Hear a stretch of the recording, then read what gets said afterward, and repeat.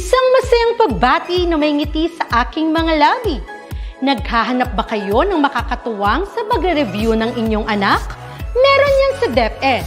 Ang ETUlay online tutorial ay libre at handog ng ating kagawaran sa pangunguna ng OUA ICTS EdTech. Ito ay isang proyektong makatutulong sa mga mag-aaral, katuwang ang mga magulang o kasama sa kani-kanilang tahanan para masagutan at maunawaan ang mga modules. Hangad din ng programang ETUlay ang matulungan ang ating mga guro sa kanilang mga blended learning classes. Ang ating ETUlay ay mula kinder hanggang senior high school. Bukod sa academics, meron din tayong mga special programs gaya ng All is Wellness, Reading and Math Remediation, Storytelling, Mommy Tech Talks, Classes sa Gramatika, Speech Class, Financial Literacy, at marami pang iba. Pinalawig din ng ETUlay ang ating Alive program para sa mga mag-aaral mula grade 1 hanggang grade 3. Gayun din ay mayroon tayong ALS program at SPED tutorials na makasisigurong makakamit ng lahat ang inclusive education. May SPED hotline na rin para sa inyong mga katanungan patungkol sa special education. Kaya, subaybayan mula Lunes hanggang Biyernes, mula 9:00 ng umaga hanggang 7:00 ng gabi ang ating ETUlay. Sa ating pagtutulungan, maiaangat natin ang bawat isa. Ating itutulay ang pagkatuto upang di mapigil ang pag-aaral ng kabataang Pilipino. Itulay natin ito, sulong edukalidad.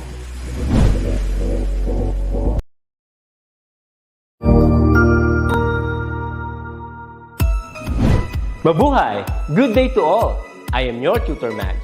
Welcome to ETUlay, a free online tutorial, an initiative of the Department of Education, Information and Communications Technology Service, Educational Technology Unit, ICTS EdTech. This program is aimed at helping and assisting learners from kindergarten, senior high school, ALS, Alive, and SPED learners. Aside from answering the modules, the ETUlay is offering programs which you will surely look forward to. Together with our parents and teachers, the ETUlay will bridge the gaps where difficulty and ease meet in learning new knowledge and skills. So, let us prepare our modules, pen and paper. Ready your mind to see and hear worthwhile and interesting lessons. Let us now study and learn, together with our volunteer online tutors. Tara na!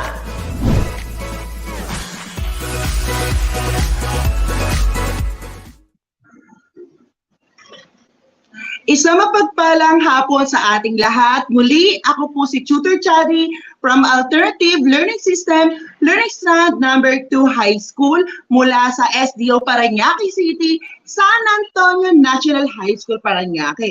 At kung makikita nyo, my dear ALS learners, viewers, and students, meron tayong bisita. Nais ko munang ipakilala ang ating bisita. Ang ating bisita ay si Binibining Elizabeth C. Palines. Magandang hapon! Magandang hapon din sa lahat, especially the ALS learners and all the viewers. Alright, thank you so much. So, bago natin umpisahan ang isang araw na puno ng pagkatuto, ay nais ko muna kayong kamustahin. Kamusta na nga ba kayo, my dear ALS learners, viewers, and students? Naway sana sa mga oras to ay nasa maayos tayong kalagayan. At the same time ay nakikita ko at nararamdaman natin na may mangilan-gilang pagkulog at pag-ulan. Manatiling nasa bahay lang tayo mga ALS learners ha, kung wala naman tayong gagawing mahalaga sa labas. Di ba, BFF? Yes, kailangan laging pag-ingatan ang ating katawan. Especially, ito ay ating wealth. Diba? Sabi nga, ang ating katawan ay isa nating kailangan pag-ingatan palagi. Alright, tama ka dyan, Ma'am Beth Palines. Alright, so nais ko rin pong kamustahin ang lahat po ng ating mga manonood na live na nanonood sa ating sessions for today. Okay? Lahat din po ng mga teachers all over the SDO po. So, magandang hapon po sa inyong lahat. Okay? So, let us start our lesson for today. Alright? So, muli, I am Tutor Chadi from Alternative Learning System, Learning Strand number 2, SDO Parañaque City. Katuwang ang aking mabait na BFF na si Ma'am Beth C. Palines, also from SDO Parañaque City, San Antonio National High School. Alright? So, mag-review muna tayo, okay? Ma'am Beth, okay lang po ba? Pabasa po ng instruction. Okay, it says here, instruction, let us check what you have learned last April 26, 2022. Choose the correct answers from the choices and write down in your paper. Alright, okay. So, ready na ba kayo mga ka-ALS? Magaling. Alright, so short activity lamang ito, okay? We are just going to arrange the digestion process in correct order, okay? Alright, so we have here ingestion, digestion, absorption, assimilation, and elimination. Sa tingin niyo, mga minamahal naming ALS learners, viewers, and students, ano kaya ang nauna dito? You can comment your answers in our comment section, okay? BFF Beth, sa tingin mo, ano kaya ang ating nauna dito sa process ng digestions in our digestive system? Ito ba ay assimilation, elimination, digestion, absorption, or ingestion? Sige nga, BFF, ano kaya? Meron ka bang may bibigay na answer? Hula lamang. Okay? Ito ay nag-uumpisa sa letter I. Yun ang alam ko na una. BFF. Ano kaya ang mga ito? Alright.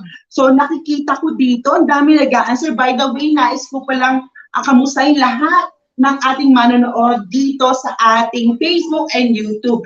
Muli, huwag natin kakalimutan ang pag-share, ang pagla-like, and at the same time, ay patuloy na pagsubaybay sa ating DepEd ETUlay sessions, hindi lamang sa ALS, kundi sa lahat ng programs natin dito sa DepEd ETUlay from Monday up until Saturday from 7 a.m. to 7 p.m. Okay?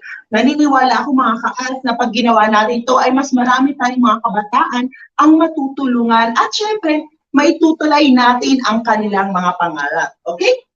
That is correct. Alright. So, ayun. Okay. How about number 2? Comment number 2, then yung answer ninyo. Okay? You have 5 seconds. Okay?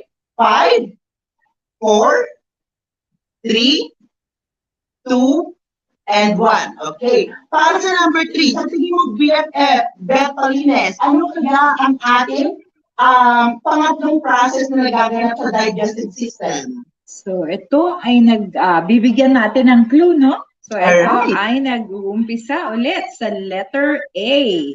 Alright. Pero dalawa ang letter A dyan. So, hulaan nila kung alin ang tama dyan. Alright, that is correct. So, for number 3, we have a clue letter A, okay?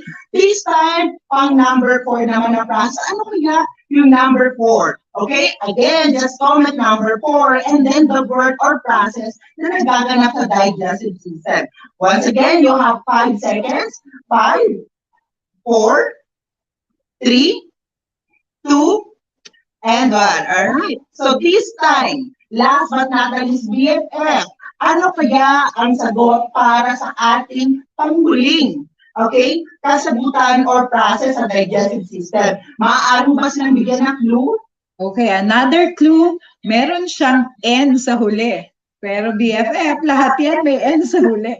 So siguro yung pinakaunang letter na lang, which is letter E. Alright, so this time, let's check the answers. Alright, are you ready, my dear ALS learners, viewers, and students? Feeling ko ay ready na kayo. So this time, this is the pagkakasunod-sunod or synchronized processes ng ating tinatawag na digestion. Okay?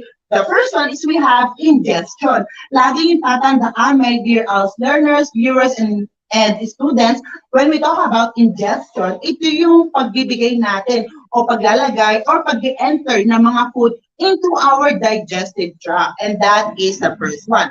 We have digestion. BFF Bet, ano ba ang nangyayari sa digestion process? So, during digestion, nagkakaroon to ng chemical changes. Doon nangyayari na kung saan ay ina-absorb ng cells natin o ng ating yung parts ng ating katawan kung ano yung kinain natin. So, it's very important that we have to eat yung mga nutritious talaga na pagkain. Alright.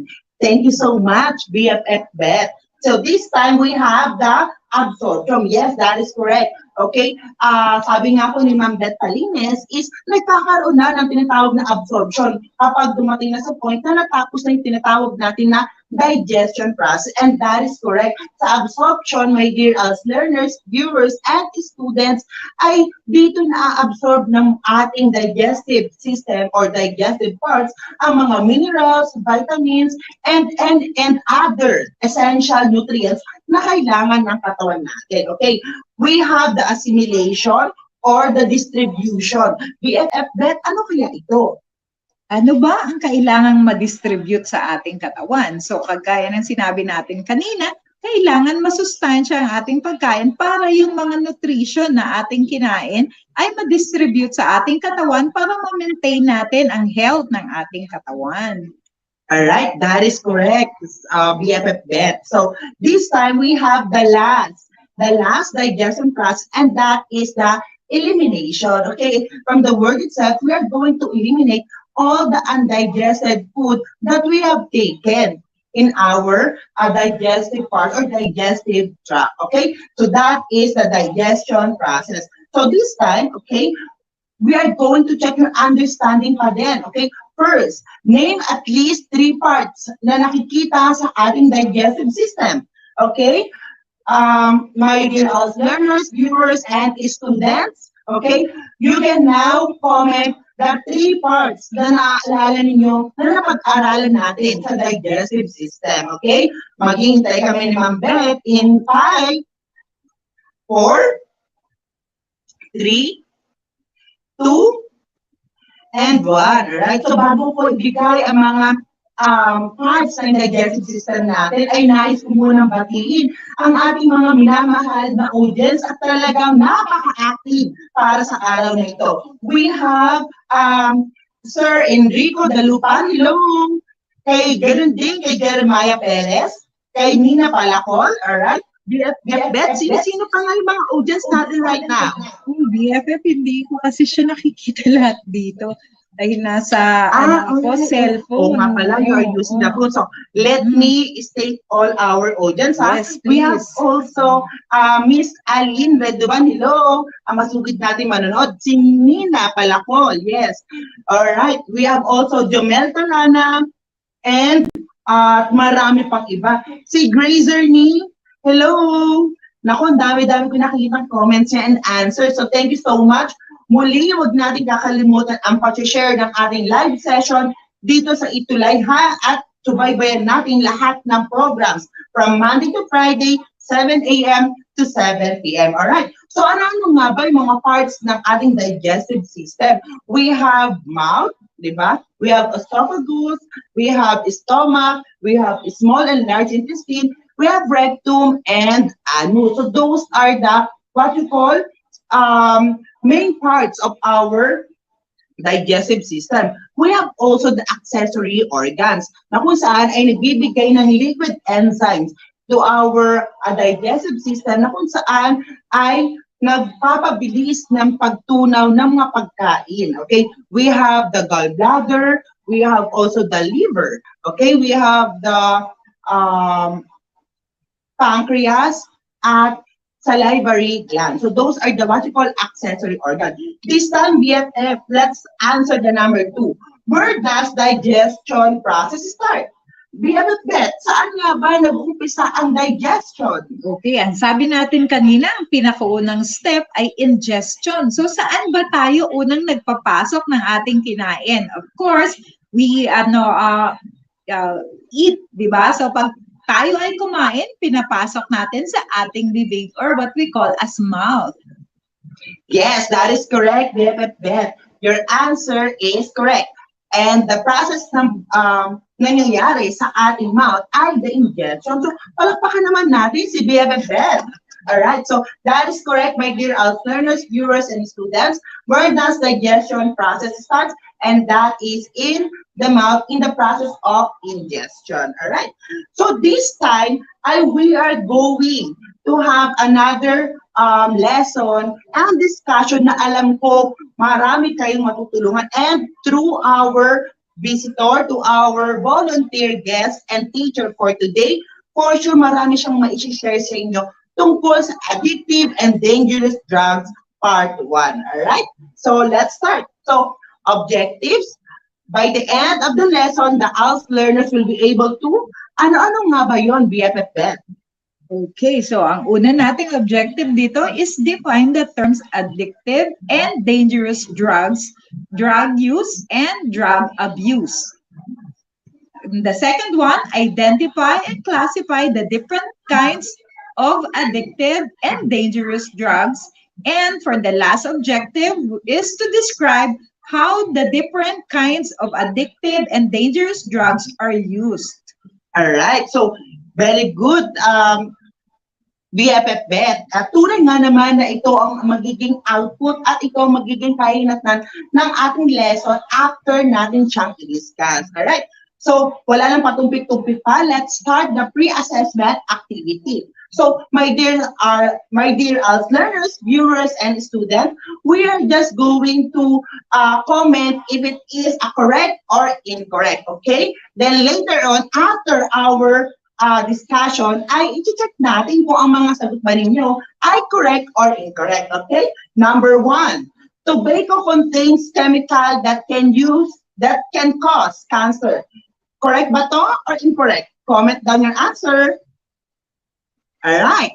So this time, BFF, number 2. Okay, for number 2, anyone can be addicted to a drug if he or she uses it for a long time.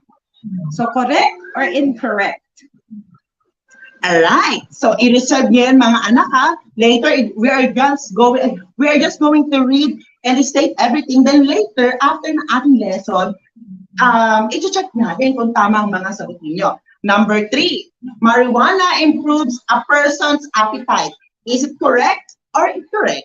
All right. BFF, number 4. Number 4, drug addicts are more prone to diseases like AIDS. Is it correct or incorrect? All right. Okay. This time, number 5, a person who is addicted to drugs will find it hard to solve his/her problems. Is it correct or incorrect? Okay. Last but not the least, BFF. Okay, and for the last question, number 6, using addictive and dangerous drugs can change a person's behavior. Is it correct or incorrect? All right. So that is for our pre-assessment activity. Okay. So, all right. So, muli, ipakilala natin ang ating bisita para sa araw nito. Once again, let's welcome Mrs. Elizabeth C. Palines from San Antonio National High School, SDO, Parañaque City. She is a registered nurse and a licensed professional teacher with a specialization in biological science. Also, he is a science teacher of our school and at the same time a clinic teacher. Okay, and last but not least, she's been 4 years was in school coordinator of San Antonio National High School. All right. So once again, let's give it up for Mrs. Elizabeth C. Palines. Ma'am Beth Palines, take it away. Okay, thank you for that introduction, Teacher Chadi or Tutor Chadi. That is a very humbling introduction. So I hope that this afternoon you will be learning a lot, especially about drugs and what are the effect of this in our body. So una nating pag-uusapan ay ang drugs education. So what are the drugs na tinatawag nating that are okay or what we call as the therapeutic drugs? So let me read here sa ating slide. So it says here that drugs is a substance other than food or water that are intended to be taken or administered for the purpose of altering, sustaining, or controlling the recipient's physical, mental, or emotional state. So meaning that this kind of drug is a therapeutic drug in a way that it will help the body to feel better pag nagkaroon na ng sakit. So it says here that they include the medicines we take when we are sick, such as paracetamol for headache, antibiotic for bacterial infections and diarrhea, antipyretics for fever, etc. Some plants naturally contains addictive substances like tobacco, which contains nicotine. Other drugs, on the other hand, are manufactured like alcohols, aspirins, or tranquilizers. So you would see here na pinakikita dito that drugs can be used as a useful thing to our body to help us feel better. But it also can create something that is addictive to us, such as nicotine.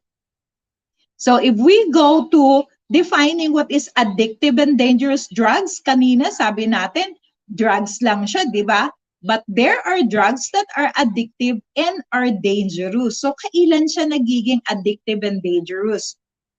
Okay, so it says here that these addictive and dangerous drugs are drugs, whether natural or synthetic, with the psychological effects of narcotics. So ano ba yung narcotics? You're gonna find out later. Stimulants, depressants, or hallucinogens. So these are the 4 kinds of drugs that we are going to talk about later. So let's move the drug use. So Teacher Chadi, okay. So drug use, the moderate use of drugs for purposes of altering one's personal state. So kung may sakit, you need drugs. So yun siya. So to alter the personal state. When we take medicine to cure headache, fever, cold, and other common illnesses, this is already considered as drug use. So ibig sabihin, ginamit mo ang drugs but for a good purpose, which is what we call as therapeutic. Nakakagaling siya. Dahil may sakit ka, so that's why you need to use the drugs. Kaya tawag siya drug use. Pero bakit siya nagiging drug abuse? So what's the difference between drug use and drug abuse? So when we say drug abuse, this is now the process of using any drugs for the purposes other than those that which is normally intended or in a matter or quantity other than directed or prescribed. So alam natin na pag ang doctor ay nag-prescribe, it is because we need something that would help us to feel better. Pero if it is more than, ibig sabihin, you are already abusing the use of medicine. So over siya dun sa kailangan ng katawan natin. So may effect ba to sa katawan? Yes, of course. All drugs have effect in our body. So now let's go to the 4 different major types or categories of drugs. Okay, next slide. Okay, so unang-una natin is a narcotic. Ano ba yung narcotic na tinatawag? So a narcotic is a drug which causes numbness, drowsiness, and eventually unconsciousness. So if I'm going to ask you, are this normal effect of drugs?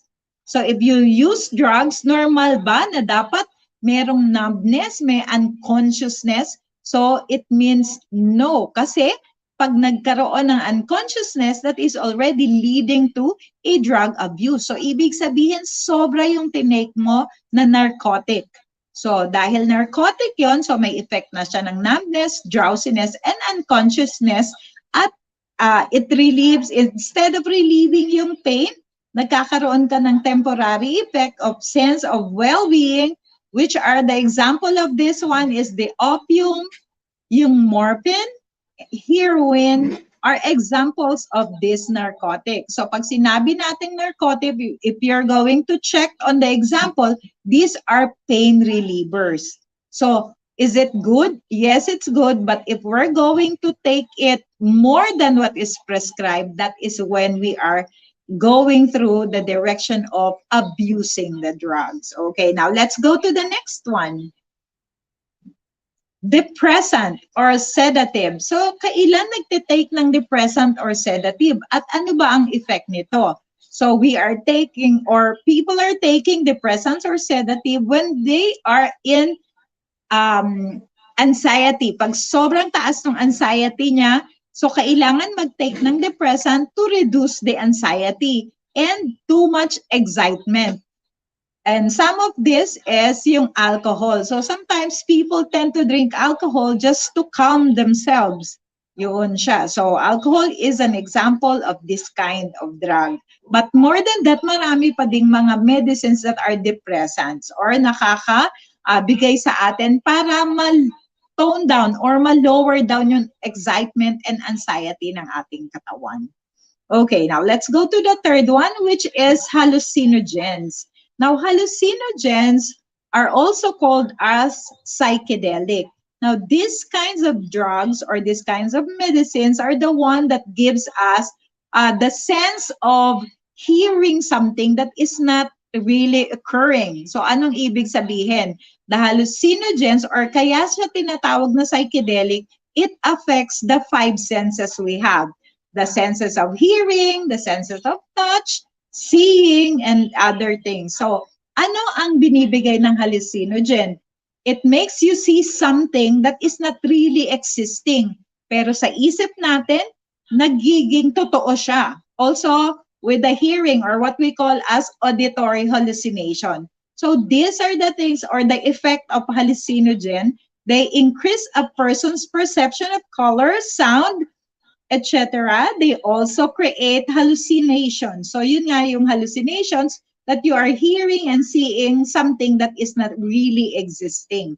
Then the example of this one are LSD, marijuana, and ecstasy are example of hallucinogen. So yung ecstasy, you are commonly hearing that as a party drugs, no? So bakit? So because it excites you so much, your senses are being disrupted. So masyado siyang i-stimulate. That's why it's called hallucinogens. Okay, and the last one is the stimulants. Stimulants are drugs which increase alertness. It increases the excitement that you feel, the activity, and the interest on the things that you are doing. So, ito ay common. So, which is caffeine. So, marami ang nagtitake ng caffeine. So, where do we get caffeine? From coffee, BFF, no? So, but caffeine is, if taken moderately, it also have yung what we call this one as a cleansing agent of the body. But if we are going to take it or abuse it, it gives us a stimulant na effect. So, nicotine, and then we also have the amphetamines such as shabu, cigarettes, tobacco are example of these types of drugs. So with all the types that we mentioned, we know that all these things are giving us a different effect in our body. So kailangan maging maingat tayo, especially when these are very common sa ating lahat, no? So please be aware that we need to have the right use of all these drugs. Now, okay. Mga hanggang 4 na tasa ng kape buong araw, nakakaramdam ako ng panginginig, nakakaramdam ako ng mabilis na heartbeat ng aking puso dahil pala considered siya stimulants kapag ang ininom nating mga kape o di kaya at kung ano-ano pang mga stimulants ay nakakapagbigay pala sa atin to ng sobra-sobrang heartbeat at syempre hindi na nagiging okay yung ating pangangatawan. Yes, tama yan, BFF. Kasi nga, sabi natin, ito ay mga stimulants. So kaya yung ating heartbeat ay bumibilis, tapos nagkakaroon tayo ng chest pain because of that, at iba pang mga effect that cause us excitement and feeling of yung interest and yung activity natin sa mga bagay ay nagiging mas tayo, engrossed tayo into something. So yun, nagkakaroon tayo ng medyo beyond the control. Okay. Alright, so iiwasan ko na BFF ang pag-inom ng maraming kape. Alright, so this time, ay punta naman tayo sa signs and symptoms of drug use and abuse. Ready ka na ba, BFF? Yes, okay. Alright. Now, I would want to really emphasize this, that these are the signs na malalaman natin kung ang isang tao ay nagte-take ng or nagkakaroon na ng drug abuse. Ibig sabihin, sobrang take niya na ng drug na hindi na siya for therapeutic or not for good effect anymore, kundi nakakasira na ito sa kabuuan ng isang tao. So ano-ano ba tong mga signs na to and symptoms para malaman natin kung meron ng occurring of drug abuse ang isang tao? So number one is they are becoming very sensitive. So, meron ka bang na-meet na gatong tao, BFF, na very sensitive siya? So, from previous na emotions niya, level of emotions, ay naging very sensitive siya. So, hindi na siya yon. Also, staying away from home for a long, unexpected period. So, lagi siyang wala sa bahay. Tapos, kung umalis siya, halimbawa maaga pa or sa gabi, and then matagal siya bago siya uuwi. And then, it leads also to lying. Pagsisinungaling, BFF, tatanungin saan pumunta o saan nanggaling o saan nagstay, pero hindi niya sasabihin yung totoo because he is covering up. So, meron ng pagsisinungaling. Tama ka dyan, BFF. At meron pa ako nabasa dito, BFF. Kasama daw dito yung stealing o pagnanakaw. Yes. Biruin mo, BFF, ganito pa lang mga naidudulot ng drugs sa atin. Siyempre, wala ka nang pambili ng drugs na ginagamit mo. So, ang tendency, dahil hindi ka makaingin sa parents mo or kung kanino man, dahil alam nila na bawal ang bibilin mo, ay magnanakaw ka na. So, that is already stealing. Tama ba ako, BFF? Yes, BFF. And it's sad kasi para lang mabili niya kasi nga na-addict na eh. So, hindi na maiwasan. Kaya kailangan ay magkaroon na ng pamamaraan kung paano siya makakakuha, di ba? So, through stealing. Kaya medyo sad siya. Alright. The other one, BFF, is becoming detached from family members. Alam mo, BFF, ay sobrang nalulungkot ako dito dahil feeling ko masyado niya ina-isolate ang sarili niya. At feeling ko, because of hallucinations, ay alam mo yun, nakakabuo siya ng iba't ibang mga alam mo yon, mga iba't ibang tao siguro or imagination sa kanyang isipan. Yes. BFF, ano ba ang iyong saloobin pagdating sa becoming detached from family members? Okay, so one of the reason why we are becoming detached to our family member is whenever we are having the feeling of guilt. Di ba, minsan tatago ka sa kanila because you know you are doing something na baka hindi nila magustuhan. But because you would want to do it, dahil yun yung want mo, kailangan medyo layo ka na lang sa family mo so you could still do what you want. Alright. So, thank you so much, BFF, for mas magandang explanation dito sa ating pang-lima. Okay. Number 6, having obvious toxic states, katulad ng pagiging drunk, delirious, incoherent, and unconscious. BFF, ano ba ang mga ito? Okay, so eto na yung toxic state na kung saan because whenever you are being intoxicated by something, especially these kinds of drugs, ay nagkakaroon ka na yung drunk. So, through alcohol, di ba, nagiging drunk ka. Yung naman delirious is the same goes with the hallucination na parang meron ka nang naririnig, meron ka nang nakikita na hindi naman siya really existing. The same with the incoherent. Pag sinabi natin incoherent, hindi na nagkakapareho yung mga sinasabi mo, iba-iba na. Hindi na nagtutugma yung mga sinasabi mo. So yan ang pagiging incoherent and then unconscious. Siyempre, wala ka ng presence of mind, wala ka ng unconscious ka na.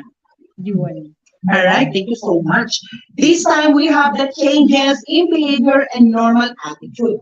Actually, BFF is isa ako sa mga talagang obvious na nakakita ng mga ganun dahil I just want to share one story. I have this kind of student na talagang nag-open sa akin at talagang sinabi niya na nag-iba daw talaga ang kanyang pag-uugali nung simulang nakatikim siya ng mga ipinagbabawal na gamot at ipinagbabawal na paninigarilyo ng marijuana. Talagang nagkaroon siya ng hallucination, na-imagine niya daw na nasa langit daw siya, kinakausap niya daw ang Panginoon. And at the same time, ay nag-iba daw yung attitude niya kung noon ay masyado siya makulit, masyado siya madaldal, pero this time, because of the feeling of guiltiness, lagi na lang siyang nagtatago sa kanilang bahay, minsan sa kwarto, minsan sa CR daw, at kung ano-ano pa. Totoo ba ang mga ganitong pangyayari, BFF? Yes. Ang isa sa pinakamalapit ko nakakilala, talagang within the circle of yung friends na na-experience ko is one time, parang ginawa niyang hostage yung mother niya. Napaka heartbreaking yung makakita ka ng ganun, BFF, especially kung close sa'yo yung tao. And then, Yes. parang hinostage niya yung mother niya because meron daw nagsasabi sa kanya na gawin yun. When in fact, wala naman siyang taong kasama dun sa room niya. So we were surprised nung lumabas siya sa room niya and then he went directly to his mother, assault his mother, dahil daw may nagsasabi sa kanya. So those are the hallucinations. And also nagkaroon ng change of behavior at saka yung attitude niya na naging aloof na nga siya. Hindi siya naging close sa family niya. So, At napaka-lungkot na pangyayari ng mga ganyang bagay. Because of curiosity, napupunta sila sa ganyang kalagayan. And I'm really hoping, my dear ALS learners, viewers, and students, na hindi ninyo tutularan ang paggamit ng kahit anong drugs at kahit anong bisyo. Okay? So, we have number 1, 2, 3, 4, 5, 6, 7, pang-8. Deteriorating performance, whether it's in school, at work. BFF, ano ang saloobin mo dito? Okay, so deteriorating performance. So if before ay maganda yung performance ng isang tao sa school, and then all of a sudden, hindi na siya pumapasok. So uma-absent na siya at absenteeism. So isa yon para magkaroon ng tinatawag na poor performance kasi hindi na siya natututo, di ba? Kasi nga lagi na siya uma-absent dahil ang focus niya ay wala na sa pag-aaral, kung din ito ay na-disrupt na because of the drugs. Alright, tama ka dyan, BFF. And I have also some stories na kung saan ay nagkakaroon din siya ng poor performance sa kanyang trabaho. Bakit kaya? Dahil sa sobrang pagkalango niya sa alak. Dahil ang tendency ay kapag masyado tayo nakainom ng mga alcoholic drinks, automatically ay magkakaroon tayo ng pagsakit ng ulo. Okay, those are the effects, hangover, so on and so forth. And because of that, mas pipiliin niya na lang magpahinga sa bahay kaysa pumasok sa trabaho dahil nga iindahin niya lang na iindahin yung sakit ng ulong kanyang nararamdaman. Hindi mo, because of alcohol and sometimes because of drugs. Ang nangyayari is what? Nagkakaroon tayo ng maraming mga hindi na-accomplish na bagay. Katulad sa school, pagpapasa ng mga modules, even pagpunta sa work. Tama ba, BFF? Yes, BFF. And remember na ang drugs ay tinitira niya ang ating brain. So, kung ang ating pag-iisip ay hindi na tama, so nagkakaroon talaga tayo ng deteriorating performance. Whether in school, whether at work, whether yung sa performance natin sa bahay, yung mga dapat natin gawin sa bahay, o the regular thing that we have to do for ourselves, na aapektuhan na talaga siya. Alright, thank you so much, BFF. And also we have becoming involved in criminal activities to raise money to sustain one's drug addiction. Katulad din na nasabi ko kanina, my dear ALS learners, viewers, and students, is kapag wala na tayong nakikita o nakukuha sa ating mga magulang na pera to support our vices, tulad ng pagbili ng mga drugs, ng mga sigarilyo at alcohol, di ba? Ang nangyari, nagnanakaw tayo. But this time is nagiging malaki na ang mga organisasyon or sabihin natin, nagiging malaki na yung grupo ninyo. And because of this, dahil marami na kayong hindi kayang sumuport doon sa ating mga bisyo na yon, ay what? magkakaroon na tayo or mapapaisip na kayo magkaroon ng tinatawag na mga criminal acts, katulad ng pang-hold up, katulad ng pang-kidnap, at madami pang iba. Tama ba yun, BFF? Yes, remember yun na kailangan nilang mag-race to sustain their vices. Kasi di ba, ano to, mga bisyo na to, yung mga ginagawa nila. So kung hindi nila yan masusustain, they have to do something para masustain yun. So which is, ang pinakamasama ay to do a criminal activity. And one of the criminal activity, dahil wala na sa tamang pag-iisip ang tao, not just money yung kinukuha nila, but they are thinking that people's lives are already yung wala ng kabuluhan just for them to get what they want. So, madali na sa kanila yung pumapatay. So, whenever they are being asked bakit nila pinatay at nawala na yung effect ng drug sa kanila, they don't even know, hindi nila alam bakit nila yun ginawa. Once again, because these are the effect of addiction. All right, thank you so much, BFF. So this time, the effects of drugs naman. So, my dear ALS learners, viewers, and students, this time ay mas maging malalim pa sana ang pakikinig natin sa leksyon na ito. Kasi dito, mapapakita na natin kung ano nga ba yung mga epekto nito ng mga bisyong ito sa atin. And at the same time, ay mag-check ninyo ang community nyo kung may mga ganitong bang signs na pwedeng or na-observe sa inyong kalugar or community, okay? The 4 kinds of effects of drugs abuse are classified into 4 categories. Ano-ano ba, BFF, yung mga 4 categories na ito? So we have the physical, emotional, social, and mental. So these are the 4 aspects of life that we have, di ba? Para maging holistic tayo, we have the physical, emotional, social, and mental. And what is so sad is that pag tayo ay nagkaroon ng addiction to drugs, all of this are being affected. So ano-ano yung mga effects, BFF? So next slide. All right, thank you so much. So, ito na po. All right. Yan, So, BFF. we have the effects in physical, mental, emotional, and social. So, si Ma'am Beth Palines or si BFF Beth Palines is going to discuss all of that one by one. Okay? BFF, take it away.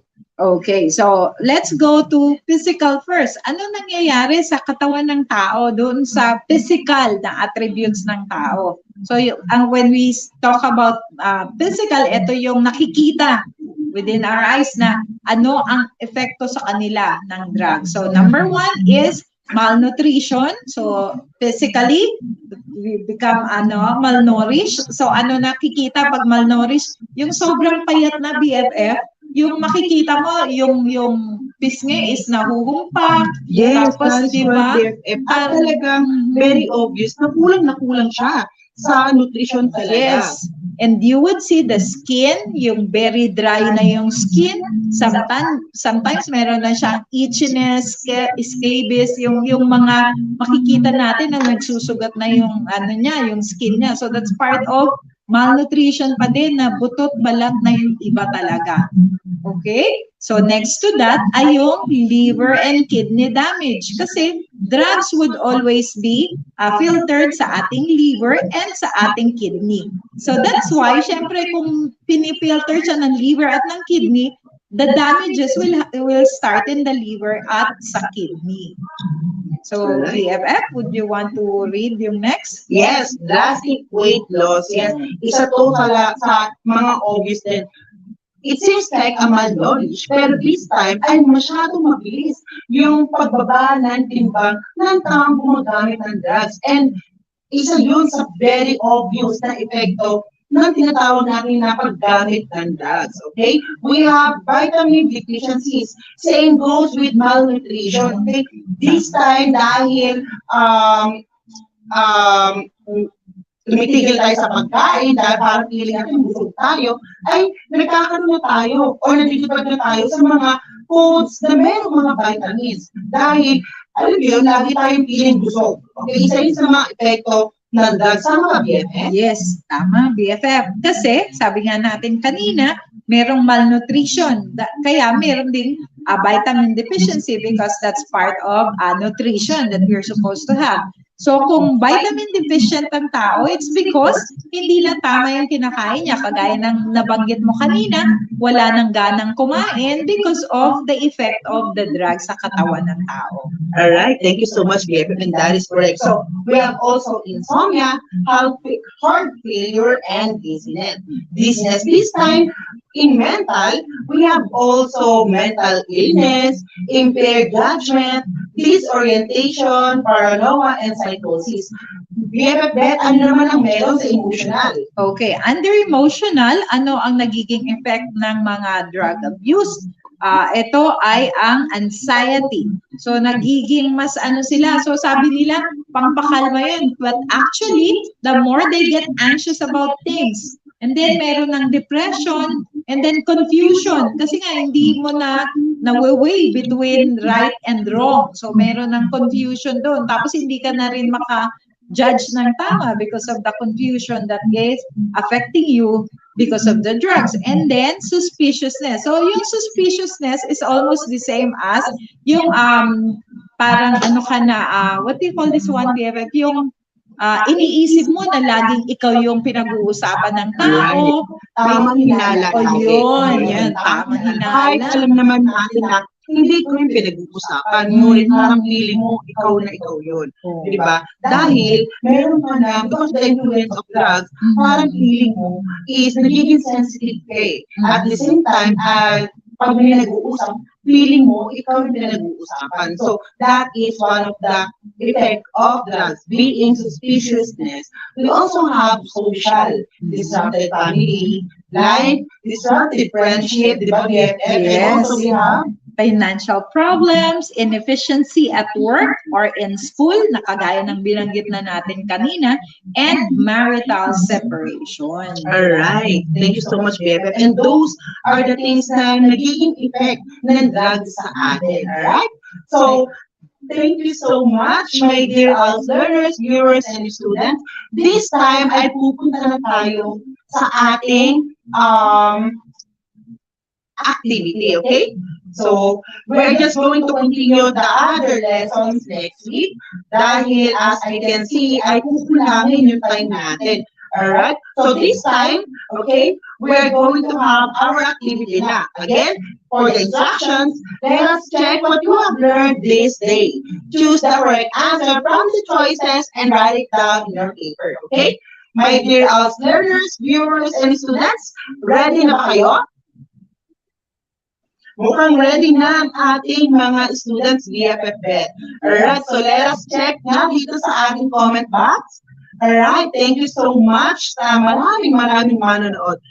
Tignan mo BFF, ang daming nanonood sa atin all over the Philippines. And again, meron pa tayong part 2, my dear learners, viewers, and students, ha? Next week, pag-uusapan naman natin ang tungkol sa tobacco and nicotine, and also, the alcohol. At syempre, hindi pa rin mawawala ang ating magaling at magandang bisita na si Ma'am Beth Palines. Alright? Ma'am Beth Palines, maaasahan ka ba namin next week? Oh yes, it's really an honor to be here, and I really hope that lahat ng nakinig sa atin ay natuto, miski pa paano doon sa ating mga i-share sa kanila. We know that through sharing and also through education ay magkakaroon na sila ng tamang judgment or tamang pag-iisip kung paano na ang ating katawan ay dapat nating ingatan away from all these drugs. Alright, thank you so much. So, aasahan namin ang pagdalo at pagsama mo sa amin next session. BFF Beth, ha? Yes, thank you for that. It's really an honor for me. Alright, thank you so much. So, once again, mukhang ready na ang ating mga learners, viewers, and students. Okay, again, let me read our instruction. Let us check what you have learned this day. Choose the correct answer from the choices and write it down in your paper. Alright, so, get ready. So, this is our post-assessment activity. So, kung kanina ay pinasulat lang namin o pinakomment lang namin kung ang answer ninyo ay correct or incorrect sa mga statements na aming binasa, this time ay ititignan natin kung lahat ng mga answer niyo ay tama, okay? So once again, don't forget to comment your answer in our comment box, and ilagay lamang yung number 1, then kung or number of items, and then isulat nyo lamang kung correct or incorrect. Okay? I hope everyone is ready. For number 1, tobacco contains chemicals that can cause cancer. Is it correct or incorrect? Get that. So tingin mo, is this correct or correct? Yes, I would see it as correct. Kasi tobacco contains around 2,000 chemicals, iba-ibang chemicals that can cause cancer. Alright, so let us check now your answer. Alright, magaling. Thank you so much, BFF, and you are correct. This time, i-check natin sa ating live viewers kung sino-sino ba ang mga nakatama. Alright, we have Dina Palacol, Redoban Alin, Jeremiah Perez, and Prince Martizano. You are all correct. Thank you so much. This time, let's check number 2. BFF, okay lang ba? Pabasa po? Yes, for number 2, question is, anyone can be addicted to a drug if she uses it for a long time. Hindi pala siya question, it's a statement. So Yes. now you have to say whether it's correct or incorrect.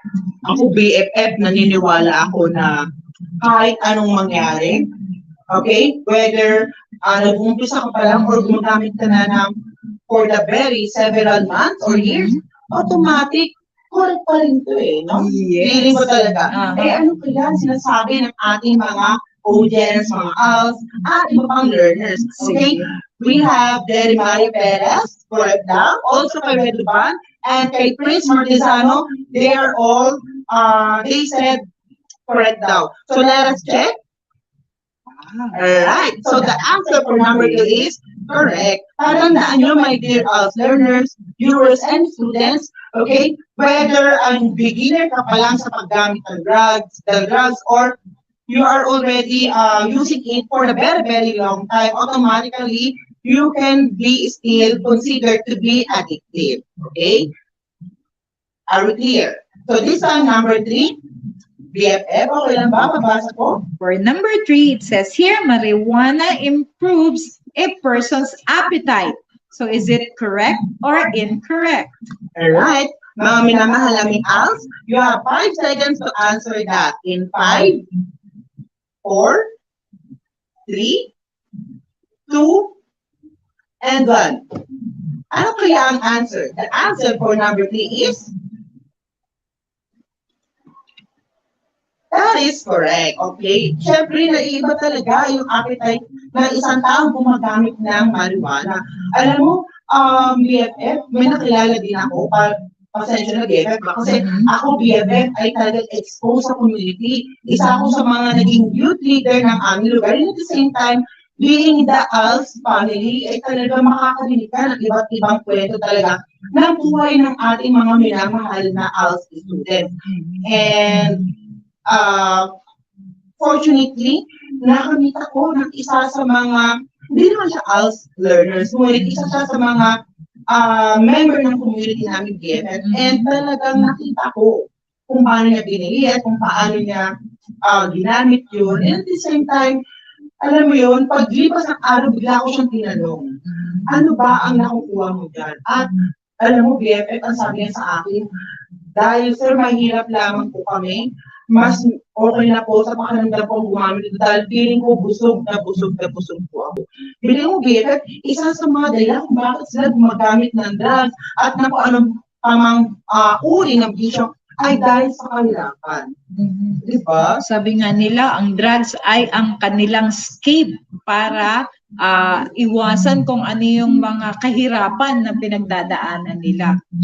Alright. So my dear ALS learners, viewers, and students, we are not saying this dahil gusto namin pagmalaki na may kakilala kami gano'n na. We are saying this dahil gusto namin maiba ang perception nyo pagdating sa usapan ng drugs and other vices. Okay? That is the reason kung bakit na tinatawag na National Drug Education Program, katuwang ang Washing School Program, na kung saan ay nagbibigay karunungan, edukasyon, at mga lesson tungkol sa mga sensitibong topic and discussion katulad ng mga ganito. Okay? So again, subaybayan pa rin kami next week, okay? For the continuation of our lesson. We have number 4, drug addicts are more prone to diseases like AIDS. Is it true or false? Or true or incorrect? Okay? In 5, 4, 3, 2, and 1. Alright? That is correct. Okay? BFF, okay lang mapapasok yung number 5? Okay, for number 5, it says here, a person who is addicted to drugs will find it hard to solve her problems. Alright. Correct or incorrect?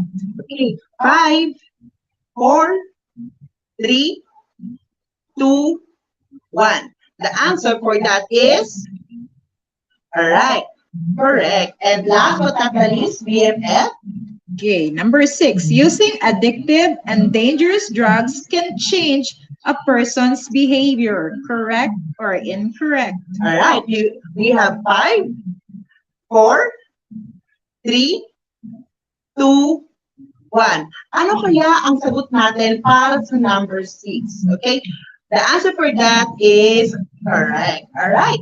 So, once again, bago namin tuluyang tapusin ang isang araw na puno ng pagkatuto, ay nais ko munang bagitin ang mga salitang get high with your grades, not with drugs. That is from Tutor Chadi, and at the same time with our guest teacher, BFF from San Antonio National High School, SBO Parañaque, none other than Ma'am Beth Palines.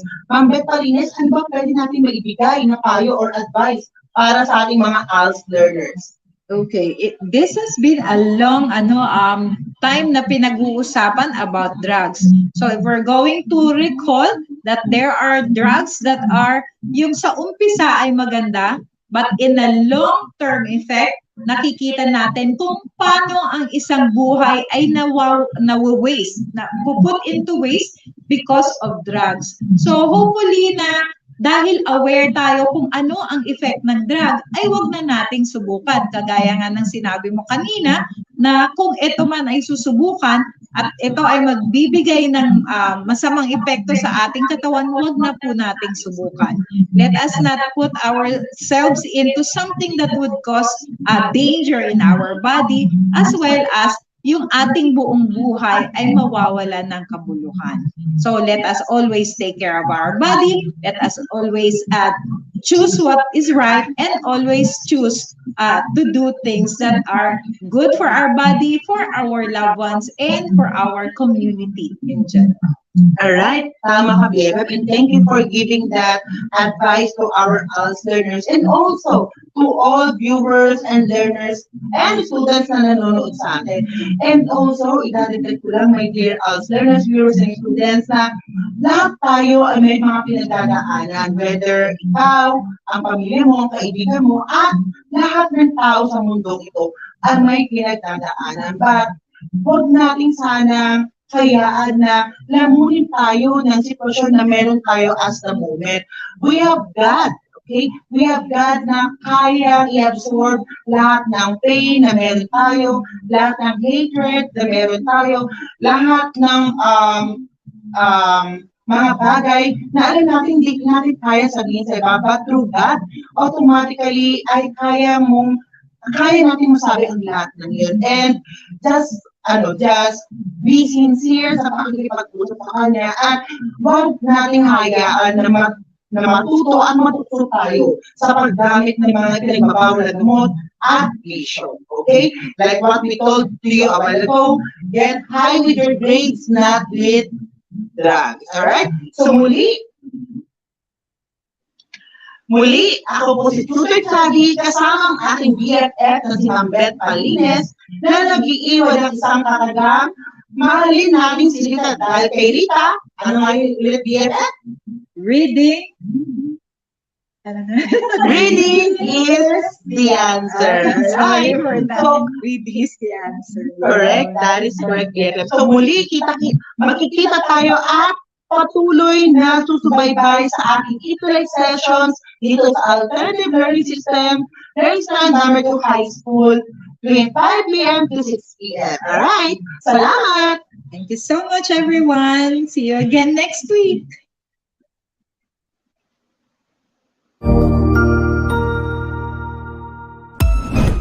Ang husay naman!